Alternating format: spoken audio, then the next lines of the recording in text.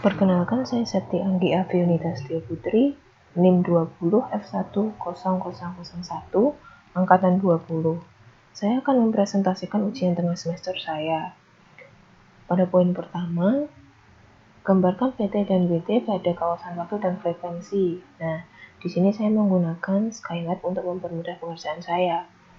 Untuk yang pertama, saya masukkan dulu T-nya. T-nya itu dari frekuensinya. T1/1000. Nah, setelah itu saya masukkan VT-nya. 2 kali sin dikali 2 kali persen pi kali 10. Nah, 10 itu merupakan jumlah gelombangnya. Kemudian dikalikan dengan T-nya, dikalikan dengan frekuensinya 1000.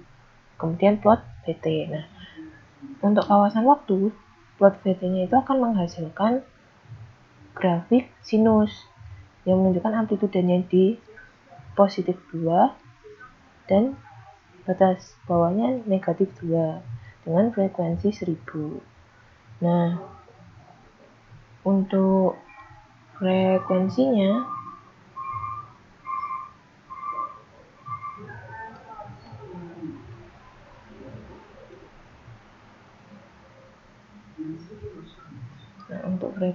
untuk mencari frekuensinya itu kok di Skylab pakainya plot APS FFT VT, karena yang kita cari pertama kan yang dari VT-nya ini kawasan frekuensi. Nah, frekuensinya kan tadi 1000, berarti di sini batasnya ini 1000, terus batas yang atas ini juga 1000. Itu dari VT. Kemudian WT.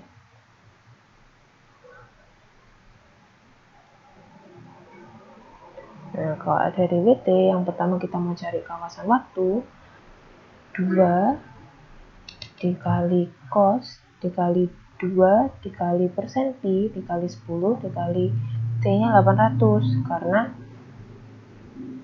mencari frekuensi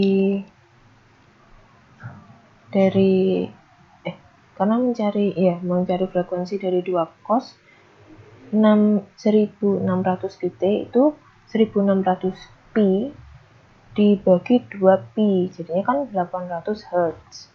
Dan di sini dapat 800 Hz, kemudian plot WT. Nah, setelah plot WT kita mendapatkan grafik kosinus seperti ini.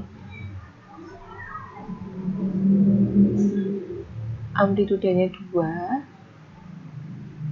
sampai min 2. Tuh. Terus kemudian untuk frekuensinya, untuk mencari frekuensi dari Skylab kita pakainya plot APS FFT WT. Itu sama kayak yang pertama.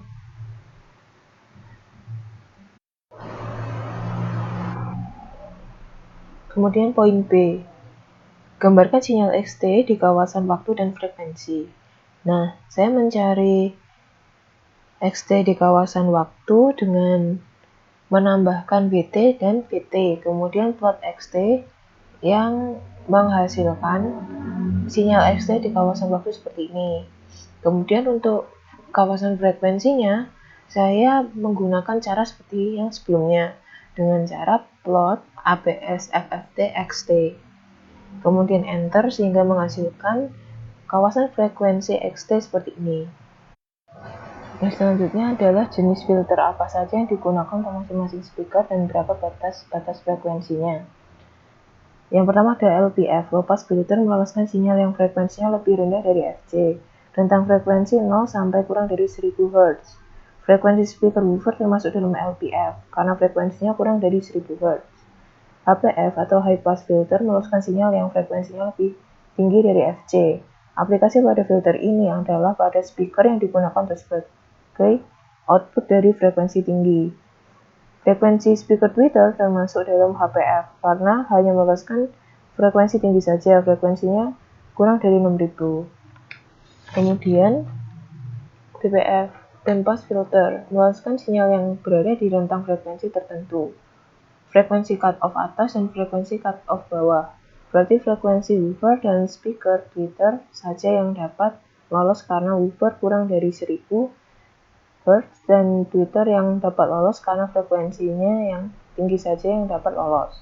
Frekuensi woofer kurang dari 1000 Hz dan frekuensi tweeter lebih dari 6000 Hz.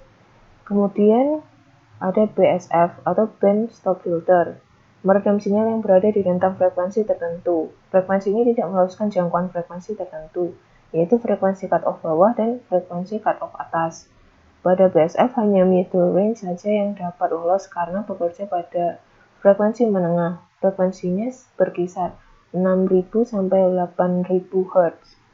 Di poin D, sinyal hasil penjumlahan dibunyikan pada ketiga speaker, woofer, middle, dan tweeter. Speaker mana saja yang akan mampu membunyikan atau meloloskan suara yang dikirim. Speaker yang dapat lolos adalah middle karena letak frekuensinya 600 sampai 8000 Hz. Maksudnya 600 Hz kurang dari 1000 Hz yang merupakan syarat dari low pass filter. Sementara 8000 Hz merupakan middle dan termasuk pada tweeter atau HPF yang syaratnya frekuensi tertinggi saja yang dapat diloloskan.